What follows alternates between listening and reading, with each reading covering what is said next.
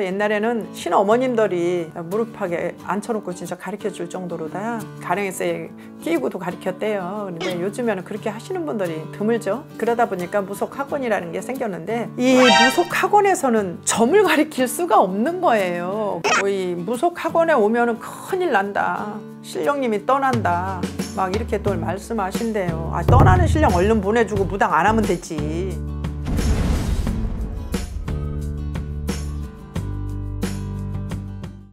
안녕하세요. 네. 선생님. 네. 선생님 신당에 딱 왔는데. 네. 선생님 사실 무속학원을 운영하시고. 네. 많은 제자분들에게 교육을 네. 해주시는 걸로 알고 있는데. 네, 네. 무속학원에서 무속을 배워야 하는 이유. 그렇죠. 무속을 배워야 하는 이유 있죠. 뭐가 있을까요?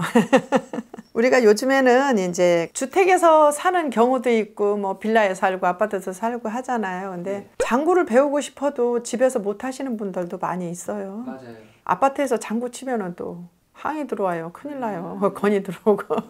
집에서 이제 뭐 장구라든가 이런 악기 있잖아요. 재금이라든가 이런 거 징이라든가를 연습을 못 하시는 분들은 와서라도 해야 되잖아요. 근데 하는 방법을 모르잖아요. 맞아요. 무조건 뭐 두드린다고 그게 소리는 아니잖아요. 그래서 이제 무속 학원에 와서 배우는 거죠. 옛날에는 신어머님들이 무릎팍에 앉혀놓고 진짜 가르쳐줄 정도로다 가령에서 끼고도 가르쳤대요. 그런데 요즘에는 그렇게 하시는 분들이 드물죠. 그러다 보니까 무속 학원이라는 게 생겼는데 이 무속 학원에서는 점을 가리킬 수가 없는 거예요. 그런데 일반인들이 생각할 때 무속 학원에서 무속을 배워갖고 한다네 이렇게 생각하시잖아요. 그건 뭐 점이라는 거는 신령님이 주시는 거지 무속 학원에서 주는 게 아니에요.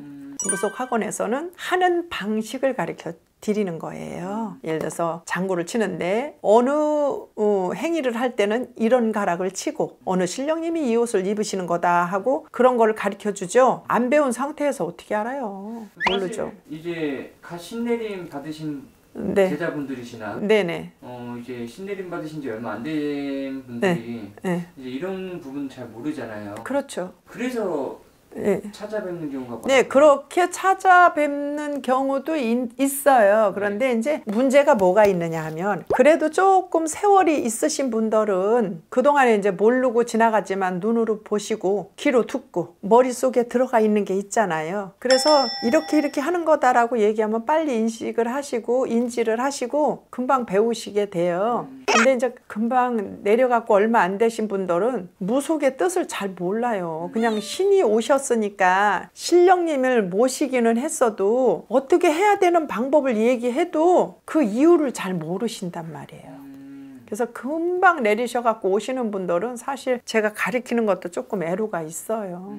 들어보지도 않고 한번 보지도 않았기 때문에. 그렇다면 이제 예를 들어서 신내림 받으신 지 한 1년 정도 되신 분이 왔어요. 네. 경험이 많이 없으신 분이. 네, 그 정도만 돼도 어느 정도 알지. 그러면 이 배우는 기간은 어느 정도 될까요? 기본적으로 3개월이에요. 3개월이면 무속에서 쓸 수 있는 불사거리, 산거리, 성주 창부, 또 그 다음에 장구, 발아치는 거, 징을 예쁘게 치면서 축원할 수 있는 것 단계까지, 또 축원하는 축원법이라는 거, 그 단계가 3개월이에요. 이유 없이 질질 끌어갈 필요가 없잖아요. 왜 끌어야 돼? 빨리빨리 해가지고 지네들 써먹게 만들어야지. 질질 끌면 뭐 할 거야? 그럼 거의 일주일에 한 번씩 배우는 걸까요? 그렇죠. 일주일에 한 번인데 시간이에요. 몇 시간을 배우냐 그거의 차이지. 몇 시간 정도 강의를 하세요 평균적으로? 저는 하루 종일 하죠. 하루 종일 하는데 이제 배우는 사람마다 와서 2시간을 공부하시고 가시는 분이 있고 4시간을 하시는 분이 있고 3시간을 하시는 분이 있고 그러니까 배우는 시간에 따라서 조금씩 차이가 있는 거죠. 근데 빨리 배우고 싶으면 뭐 많은 시간을 하면 되죠. 예, 그래서 일주일에 한 번이에요. 더 와도 소용이 없어요.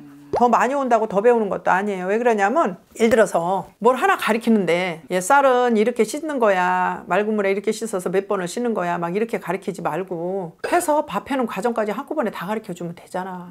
왜 그러냐면 밥하는 과정도 가르치면서 전기밥솥에 넣고 누르면 된다 이렇게 하고 반찬 만드는 거 가르치는 거야. 이런 식이에요. 그것도 마찬가지예요. 우리가 음식을 해서 먹을 적에 뭐 하나 가지고 막 뜸들여가면서 저 밭에 가서 파는 이렇게 심어가지고 모종을 하는 거다, 거름을 이거 주는 거다 이렇게 가르칠 필요 없어. 뭘 가지고 이렇게 하는 거다, 이렇게 해서 이렇게 마무리를 짓는 거다라고 가르쳐서 빨리빨리 이분들이 습득하셔서 구판에 나서서 할 수 있게끔 하는 건데 학원에서 배워 배워가지고 구판에 가서 뭐 근사하게 할 수가 없는 거죠.